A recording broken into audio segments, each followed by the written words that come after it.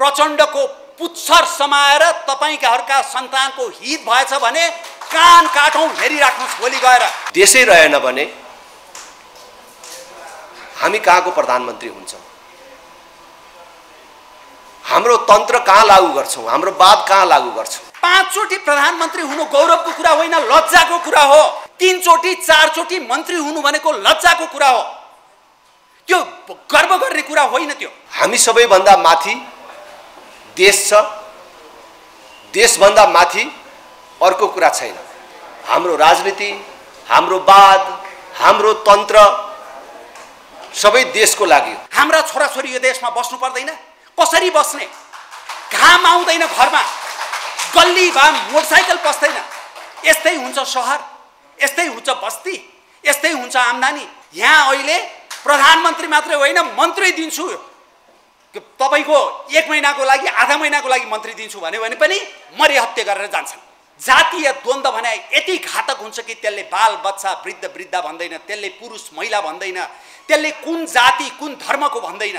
त्यो अत्यन्तै क्रूर हुन्छ। हाम्रो बाटो सच्याउने समय आइसकेको छ। अब ढिलो गर्ने छुट र सुविधा हामीलाई छैन। पीपी को आदर्शबाट दीक्षित नेपाली कांग्रेसका नेताहरू कसरी देशभक्त नभएर, देशवादी नभएर निहित स्वार्थवादी भए, पदवादी भए, कसरी भए, त्यो चाहिँ मलाई अचम्म लाग्ने कुरा हो।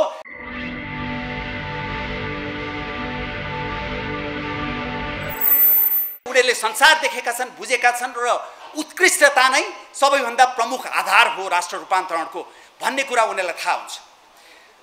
उत्कृष्टता भनेको मोनर्की, मेरिटोक्रेसी भनेको मोनर्कीसँग कन्फ्लिक्ट गर्छ। मेरिटोक्रेसी कर्मसिद्ध अधिकारमा विश्वास गर्छ, मोनर्की जन्मसिद्ध अधिकारमा विश्वास गर्छ। यो दुईटा आपसमा बाजिने दृष्टिकोणहरू हुन्।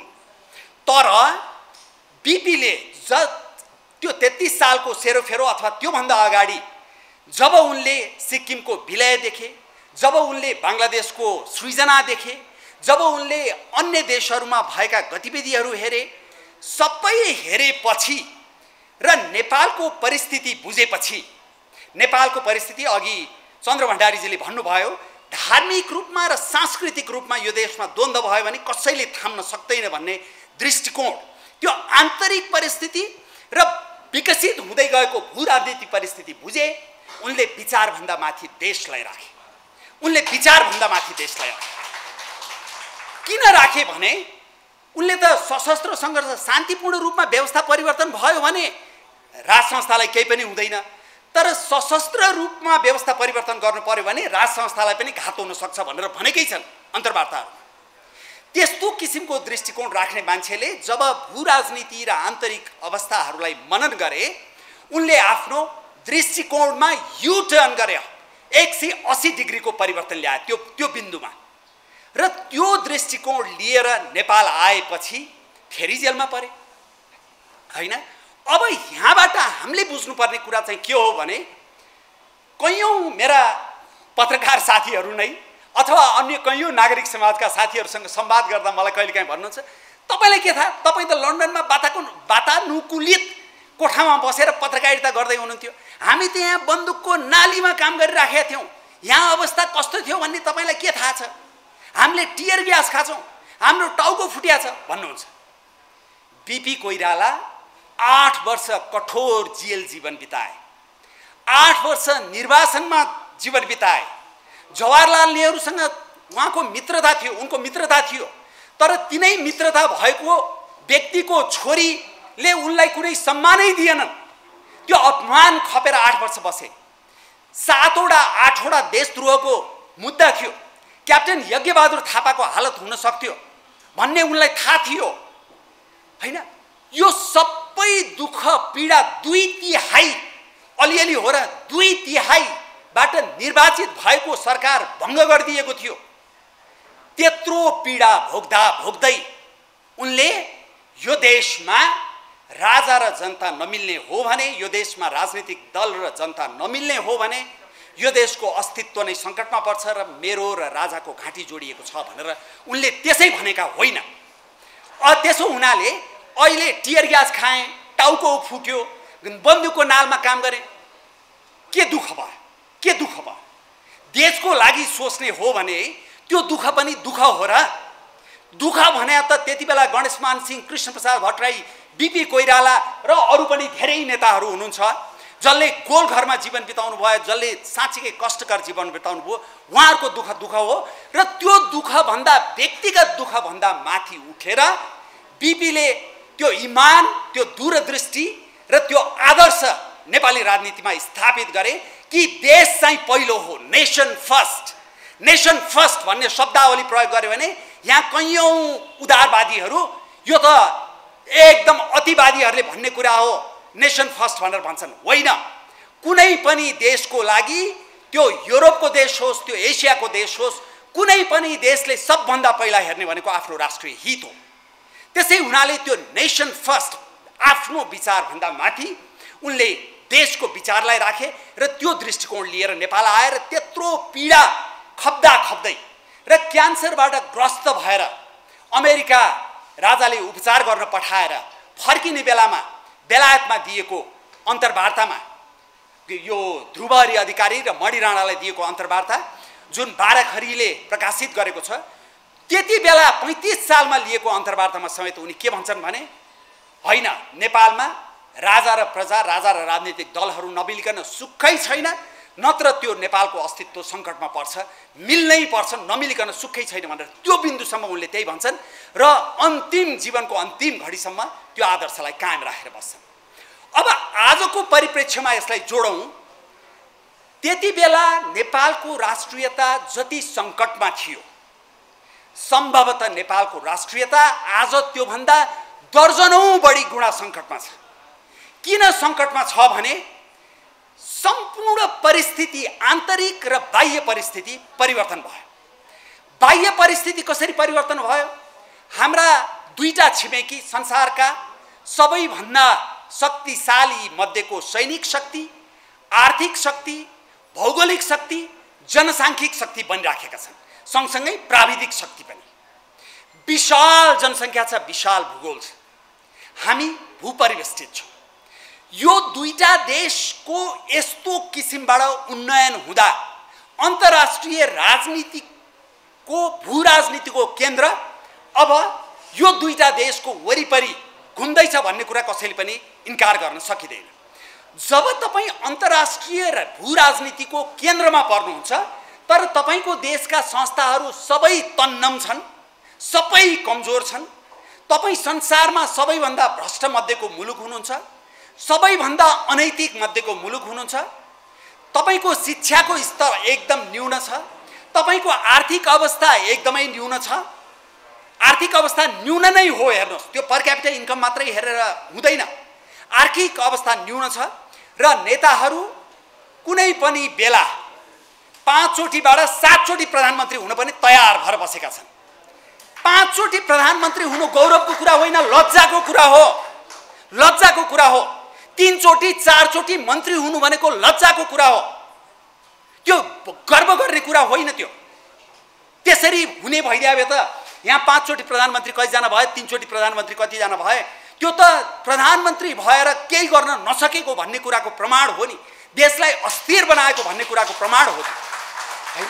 र अहिले कसैले लोभ देखाएको खण्डमा बिक्ने नेताहरू भएको ठाउँमा उहाँहरूले फेरि बीपीलाई उदाहरण सम्झिदिए हुन्थ्यो, प्रेरणा सम्झिदिए हुन्थ्यो। अघि डाक्टर भीमाजु आचार्यले भन्नुभयो 36 सालको यो जन्म सङ्ग्रहतिरको कुरा, जति बेला विद्यार्थी आन्दोलन भइरहेको थियो उहाँलाई हामी 48 घण्टाभित्र राष्ट्रपति बनाइदिन्छौँ भन्ने कहीँबाट प्रस्ताव आयो, तर उहाँले म विचार गरेर मात्रै जवाफ दिन्छु भन्नुभयो। पछि त्यो चाहिँ हुँदैन भन्ने भएपछि पार्टीका साथीहरूले सोद्धाखेरि उहाँले भन्नुभयो यदि मैले तत्काल जवाफ दिएको भएदेखि अर्को पात्र खडा गरेर उनीहरूले राष्ट्रपति बनाउँथे। यसरी बनाएको राष्ट्रपति 240 वर्षको इतिहास भएको राज संस्थालाई त यिनीहरूले 48 घण्टामा ढाल्न सक्छन् भने मलाई कति समय देलान् भनेर मान्नु भएन। यहाँ अहिले प्रधानमन्त्री मात्रै होइन, मन्त्री दिन्छु, तपाईँको 1 महिनाको लागि, आधा महिनाको लागि मन्त्री दिन्छु भन्यो भने पनि मरिहत्या गरेर जान्छन्। यस्तो समाज बनेको ठाउँमा हामी भूराजनीतिक रूपमा अत्यन्तै जटिल, इतिहासकै जटिल मोडमा छौँ, इतिहासकै जटिल मोडमा छौँ। आन्तरिक रूपमा तपाईहरुले हेर्नुभयो भने हामी सबैले अनुभूति गरिसकेका छौं। त्यो विस्फोट हुँदैछ, बिस्तार विस्फोट हुँदैछ। धार्मिक द्वन्द्वको संकेतहरू देखिन थालेका छन्, घृणा भावका संकेतहरू देखिन थालेका छन्, जातीयताका संकेतहरू देखिएका छन् र त्यो विष यति घातक हुन्छ। हेर्नुस्, बुद्धिमानले आफै पढेर मात्रै जान्ने होइन, बुद्धिमानले देखेर जान्नुपर्छ, देखेर सिक्नुपर्छ। संसारका एसिया, युरोप, अफ्रिकाका तपाईहरुले देशहरू, ठाउँहरू हेर्नुभयो भने धार्मिक र सांस्कृतिक जातीय द्वन्द्व भने यति घातक हुन्छ कि त्यसले बाल बच्चा, वृद्ध वृद्धा भन्दैन, त्यसले पुरुष महिला भन्दैन, त्यसले कुन जाति कुन धर्मको भन्दैन। त्यो अत्यन्तै क्रूर हुन्छ। नपरुन्जेल महसुस नगर्नु त्यो ठूलो भूल हो। माओवादी द्वन्द्व हुने बेलामा पनि मेरा धेरै साथीहरू भन्थे यो पेपर टाइगर मात्रै हो, कागजको बाघ हो, कागजको बाघ हो भनेर भन्थे। जब काठमाडौँमा आफ्नै छोराछोरीलाई स्कुल पठाउन विचार गर्नुपर्ने स्थिति आयो, त्यसपछि अतालियो काठमाडौँ पनि। त्यस्तो अवस्थामा हामी छौं र यस्तो अवस्थामा आइपुग्दा तपाईले हेर्नुभयो भने 62-63 सालको आन्दोलनलाई हेर्नुभयो भने 62-63 सालको आन्दोलन के धर्मनिरपेक्षता ल्याउनलाई भएको थियो? 62-63 सालको आन्दोलन धर्मनिरपेक्षता ल्याउन भएको थियो? 12 बुँदे माओवादी र 7 दलले दिल्लीमा 12 बुँदे सहमति गर्दा के राज संस्था फाल्ने भनेर गरेका थिए कि राज संस्थाको निरङ्कुश अंशलाई मात्रै हटाउने भनेर गरेका थिए? र त्यसपछि पुनर्स्थापित संसदको 2063 साल जेठ 4 गते बसेको पहिलो संसदको बैठकमा यिनै पार्टीहरूले 7 दल र माओवादीहरूले के निर्णय गरेका थिए? राज संस्थाको उत्तराधिकारी जेठी छोरी छन् भने छोरी पनि अबदेखि गद्दीको लागि हकदार हुन्छन् भनेर निर्णय गरेका थिए। त्यो भनेको के हो? राज संस्थालाई निरन्तरता दिने भनेको हो कि हैन? तर यी पापीहरूले के गरे भने त्यति बेला द्वन्द्वमा 3 वटा पक्ष थियो। राज संस्था थियो, माओवादी थियो र 7 दल थियो। तर राज संस्था विरोधी 2टा पक्ष आपसमा मिले राज संस्थालाई पाखा लगाएर आफूले चाहे अनुसारको संविधान ल्याए। रातारात कहीँ नमागिएको धर्मनिरपेक्षता त्यहीँ घुसाइयो। हुँदै नभएको आन्दोलनले माग्दै नमागेको राज संस्थालाई त्यहीँ अन्त्य गरियो। यस्तो किसिमबाट यो देशको तपाईलाई अगाडि लान खोजियो। त्यति गर्दा पनि धेरै नेपालीहरूले ल अब जे भयो भइहाल्यो, राम्रो गरे भने त ठिकै छ नि, अब इतिहासमा के हुन्छ ल ठिकै छ नि भनेर माफी नदिएका होइन र त्यही अनुरूप अगाडि नबढेका होइन। तर त्यसपछि के हुँदै गयो? अहिले कहिलेकाहीँ मलाई मान्छेहरूले भन्छन् तपाईँ जहिले पनि यो अहिलेको व्यवस्थाको मात्रै अग्रगमनको मात्रै आलोचना गर्नुहुन्छ। त्यति बेला तपाईको यो के गुरुङ त्यो मोटर एक्सिडेन्ट परेको प्रवीण गुरुङ नमिता सुमिता हत्याकाण्डको बारेमा किन बोल्नुहुन्न भनेर जहिले त्यो 2टा उल्लेख गर्छन्। उहाँहरूलाई म भन्न चाहन्छु, कुनै पनि शासनमा संसारभरि केही अप्रिय घटनाहरू घट्छन्, त्यसको औचित्य दर्शाउने होइन। तर पञ्चायतको 30 वर्षमा मानव अधिकारको कति उल्लङ्घन भयो, कतिवटा गैर न्यायिक हत्या हिंसा भयो, कति भ्रष्टाचारका काण्ड भए, ती सबैलाई एकातिर सूचीकृत गरौँ र यो 30 वर्षमा 46 सालपछि भएका हत्या, हिंसा, गैर न्यायिक हत्या र सम्पूर्ण भ्रष्टाचारका काण्डहरूलाई एकातिर सूचीकृत गरौँ। कुन चाहिँ पल्ला भारी हुन्छ? त्यसको तुलना हुन्छ? नयाँ पुस्तालाई इतिहास वस्तुपरक रूपमा सन्तुलित रूपमा पढाउनु पर्छ कि पर्दैन? सन्तुलित रूपमा नपढाएर सबैलाई विकृत वामवादीहरूले झ्याप्पै छोपिदिए। धेरै त छोपिए। अचम्मको कुरा के भने बीपी को आदर्शबाट दीक्षित नेपाली कांग्रेसका नेताहरू कसरी देशभक्त नभएर, देशवादी नभएर निहित स्वार्थवादी भए, पदवादी भए, कसरी भए? त्यो चाहिँ मलाई अचम्म लाग्ने कुरा हो। त्यो पार्टीभित्र तपाईले नि छलफल गर्नु होला चन्द्रजी। किनभने बीपी को आदर्शबाट दीक्षित नेताहरू त त्यसो नहुनु पर्ने हो नि, तर भए, सबैजना भए र यो देश दिन प्रतिदिन भड्खालोमा जाँदैछ। खाली यो देशबाट युवाहरू मात्रै गइरहेको होइन, 7 लाख युवा वर्षमा गइरहेको होइन, 1,10,000 यो देशमा राम्रा पढेका विद्यार्थीहरू देश छोडेर बाहिर गइरहेको होइन। सिटिभिटीमा अहिले 50% विद्यार्थी छैन, अरू कलेजहरूमा विद्यार्थी छैन। तपाईले यो देश कसरी जोगाउने? सम्पूर्ण शहर, मैले अस्ति भर्खर सुर्खेत गएर आएपछि लेखेको थिएँ, सुर्खेतको यति राम्रो प्लानिङ थियो। हेर्नुहोस् 2029 सालमा राजा वीरेन्द्र र तत्कालीन अधिराज कुमार ज्ञानेन्द्र त्यही बसेर विज्ञहरूको सहयोगमा गरेको प्लानिङ 46 सालपछि ध्वस्त। 2045 सालमा यो काठमाडौँ उपत्यकाको यति राम्रो प्लानिङ गरिएको थियो, 2046 साल आएपछि ध्वस्त। त्यसै गरी टिकापुर ध्वस्त, त्यसै गरी पोखरा ध्वस्त। हाम्रा छोराछोरी यो देशमा बस्नु पर्दैन? कसरी बस्ने? घाम आउँदैन घरमा, गल्ली भाम मोटरसाइकल पस्दैन। यस्तै हुन्छ सहर, यस्तै हुन्छ बस्ती, यस्तै हुन्छ आम्दानी। अनि त्यो भन्यो भने नेपाल बनेको छ भनेर तर्क गर्यो। नेपाल बनेको छ भन्दा त्यही नेपालको मात्रै उदाहरण झिक्यो। त्यो बेलामा अरू देशहरू कुन गतिमा अगाडि बढिरहेको थियो भनेर छिमेकीको कम्पेयर गर्नुपर्छ कि पर्दैन? त्यसपछि पहिलाको 30 वर्षमा के भयो र अहिले के भयो भनेर कम्पेयर गर्नुपर्छ कि पर्दैन? प्राकृतिक गतिमा भएको विकास विकास होइन। विकासले जहिले पनि प्रकृतिको गतिलाई जित्छ। प्राकृतिक गति भने के हो भने तपाईले लगेर बगैँचामा एउटा बिरुवा रोप्नु भयो भने पनि त्यो आफै विस्तारसँग बढेर जान्छ। त्यो विकास होइन। विकासले प्रकृतिको गतिलाई जित्नुपर्छ। जित्यो, अग्रगमनबाट हामी कहाँ पुग्दैछौँ? अब त पहिला मलाई यो देशको अखण्डतामा चाहिँ आँच पुग्छ भन्ने लाग्दैन थियो। अब त म भित्रभित्र विश्लेषण गर्दा यस्तो लाग्छ, यो देशको सार्वभौम सत्ता मात्रै होइन, यो देशका अरू कुराहरूमा मात्रै होइन, यो देशको भौगोलिक अखण्डतामा समेत आँच पुग्न सक्ने परिस्थिति अब सृजना भएर गएको छ। यस्तो बेलामा बीपीलाई प्रेरणा मान्ने हो भने आज नेपाली कांग्रेसको पार्टी कार्यालयमा बीपीको साहित्यिक व्यक्तित्वको बारेमा जुन चर्चा हुँदैछ, आज उहाँहरूको घनीभूत चर्चा बीपीको राजनीतिक व्यक्तित्व, बीपीको आदर्श, बीपीको इमान, बीपीको दूरदृष्टि, बीपीको देशभक्तिको बारेमा त्यहाँ चर्चा हुनु पर्थ्यो। तर उहाँहरू त्यो गर्न सक्ने आँटै छैन, उहाँहरूलाई त्यो गर्न सक्ने शक्ति नै सामर्थ्य नै छैन उहाँहरूसँग। त्यसै हुनाले बीपीको साहित्यिक पक्षको पाटोको उहाँहरू चर्चा गर्दै हुनुहुन्छ। यस्तो अवस्थामा राष्ट्रिय प्रजातन्त्र पार्टी बीपीको मेलमिलापको नीतिलाई पृथ्वीनारायण शाहको दिव्य उपदेश, महेन्द्रको राष्ट्रवाद र बीपीको मेलमिलापको नीतिलाई मार्गदर्शक सिद्धान्त मानेर हिँडिराखेको छ। अनि नेपाली कांग्रेस चाहिँ प्रचण्ड पथमा हिँडिराखेको छ। प्रचण्डको पुच्छर समाएर तपाईहरुका सन्तानको हित भएछ भने कान काटौं हेरिराख्नुस्। भोलि गएर आज तपाईहरु होइन यस्तै हो राजनीति भनेर भन्नु होला, तर सबैजना पदीय आकांक्षी, सबैजना स्वार्थबाट प्रेरित। त्यसै हुनाले नेपाली कांग्रेसका साथीहरुलाई पनि म अनुरोध गर्न चाहन्छु, तपाईहरुको पार्टी भित्र, किनभने राप्रपाको मात्र शक्तिले यो सम्भव नहुन सक्छ, गाह्रो पर्न सक्छ, तर हामी गर्छौं भनेर अब ठूलो आन्दोलनको पनि योजना गरिराखेको छौं। तर सँगसँगै बीपीको आदर्श बोकेको नेपाली कांग्रेसले पनि यदि कोर्स करेक्सन गर्ने हो भने, मार्ग परिवर्तन गर्ने हो भने यो देश अब सोलुसनको रूपमा कहाँ जाने त भनेर भन्दा हो, अहिलेको संविधानलाई छोयो भने त्यहाँ अनेक समस्या हुन्छ। 2047 सालको संविधान सारा पार्टीले, सारा जनताले संसारकै उत्कृष्ट मध्येको संविधान भने हो।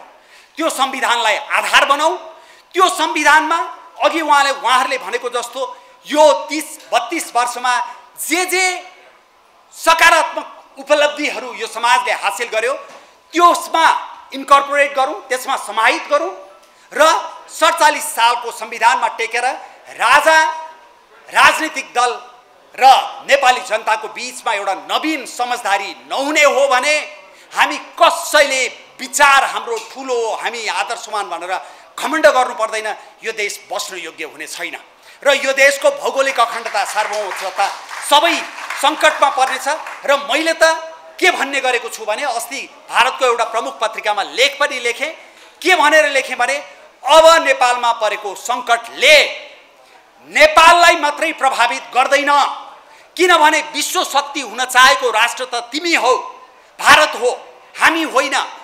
विश्व शक्ति हुन चाहेको राष्ट्रको छेउमा भूराजनीतिक कारणले गर्दाखेरि संसारका सर्वशक्तिमान शक्तिहरू खेल्न थाले र यहाँ संकट उत्पन्न भयो भने त्यसले सीमापारी पनि असर गर्छ, त्यसले नराम्रोसँग असर गर्छ। त्यसो हुनाले 12 बुँदे सहमति तिमीहरुकै मध्यस्थतामा भएको हो दिल्लीमा। You correct the course as well. तिमीहरु पनि कोर्स करेक्सन गर। त्यो नेपालको हितमा मात्रै छैन, यो सम्पूर्ण दक्षिण एसियाको हितमा छ, तिमीहरुको पनि हितमा छ भनेर भने। तर हाम्रो देशको कुरा हामीले पहिला सल्टाउनु पर्यो, अनि मात्रै अरूहरुको सहयोग लिने हो। यहाँ भएका सम्पूर्ण फरक दृष्टिकोण भएका साथीहरुलाई म भन्न चाहन्छु, दृष्टिकोण भनेको व्यक्तिगत हुन्छ, पार्टीको विचार भनेको एउटा समूहको हुन्छ, देश भनेको 3 करोड जनता सबैको हुन्छ। त्यहाँ सबै किसिमको पार्टी अटाउनुपर्छ, सबै किसिमको विचार अटाउनुपर्छ। त्यसो हुनाले विचारभन्दा माथि देश नै हुन्छ। हामी सबै मिलेर यो काममा लागौँ। मलाई लाग्छ यो उद्देश्य हामी हासिल गर्न सक्छौँ। यहाँहरू सबैको जय होस्, नेपालको जय होस्, जय राष्ट्रवाद। धेरै म अत्यन्तै संक्षिप्तमा सबै साथीहरूको मन्तव्यमाथि विचारमाथि सहमति व्यक्त गर्दै अत्यन्तै संक्षिप्तमा आग्रह गर्न चाहन्छु कि बीपीले 4.5 दशक अगाडि यो भूखण्डको जे भावभूमिमा उहाँले राष्ट्रिय मेलमिलापको उद्घोष गर्नुभएको थियो र त्यो नीति अगाडि सार्नुभएको थियो, अहिले यो 4.5 दशकपछि अथवा यो 47 वर्षपछि अहिले नेपाल र यो वरिपरिको परिवेश ठ्याक्कै त्योभन्दा पनि अझै जटिल अवस्थामा छ। अघि पनि साथीहरूले भन्नुभयो नेपाल आर्थिक हिसाबले, सामाजिक हिसाबले, धार्मिक हिसाबले अथवा समग्रमा राष्ट्रिय एकताको दृष्टिकोणले जति कमजोर भएको छ र यति नै बेला शक्ति राष्ट्रहरूको जुन चलखेल र प्रतिस्पर्धा दुनियाँमा बढिराखेको छ र त्यो नेपाल भन्ने भूमि त्यो प्रतिस्पर्धा स्थल बन्ने जुन खतराहरू बढेर गइराखेको छ, यस्तो बेला बीपी को मेलमिलापको महत्व झन प्रखर र नेपाल जस्तो देशको लागि आवश्यक बनेर गएको छ। राष्ट्रिय प्रजातन्त्र पार्टीले विगत केही वर्षदेखि बडा महाराज धीराज पृथ्वीनारायण शाहको दिव्य उपदेश, राजा महेन्द्रको राष्ट्रवाद र बीपी को मेलमिलाप हाम्रो मार्गचित्र हो अथवा हाम्रो मार्गदर्शन हो भनेर भनेको थियो। म त्यही अन्तर्गत रहेर आजको यो दिनमा नेपालका सबै राजनैतिक दल र शक्तिहरूलाई आग्रह गर्न चाहन्छु, अनुरोध गर्न चाहन्छु, हामी सबैले हाम्रो बाटो सच्याउने समय आइसकेको छ। अब ढिलो गर्ने छुट र सुविधा हामीलाई छैन। हामी सबैभन्दा माथि देश छ, देशभन्दा माथि अर्को कुरा छैन। हाम्रो राजनीति, हाम्रो वाद, हाम्रो तन्त्र सबै देशको लागि हो। ती सबैभन्दा माथि देश छ। देशै रहेन भने हामी कहाँको प्रधानमन्त्री हुन्छौँ? हाम्रो तन्त्र कहाँ लागू गर्छौँ? हाम्रो वाद कहाँ लागू गर्छौँ? त्यसकारण देशलाई यो भन्दा थप बर्बाद हुन नदिनको लागि अब मुख्य राजनीतिक शक्तिहरू सबैको बीचमा एकता, सहकार्य जरुरत छ र त्यो कोर्स करेक्सनको लागि म आग्रह गर्न चाहन्छु। अब नेपालको स्थायित्वको लागि र हाम्रा युवाहरूले हाम्रै देशमा गरी खाने वातावरणको निर्माण गर्नको लागि र देशमा धार्मिक जातीय सद्भावलाई कायम राख्नको लागि राजा, राजनीतिक दल र जनताहरू मिलेर नयाँ व्यवस्थाको निर्माण गर्न ढिलो गर्नु हुँदैन र त्यसको लागि म सबैलाई आग्रह गर्न चाहन्छु।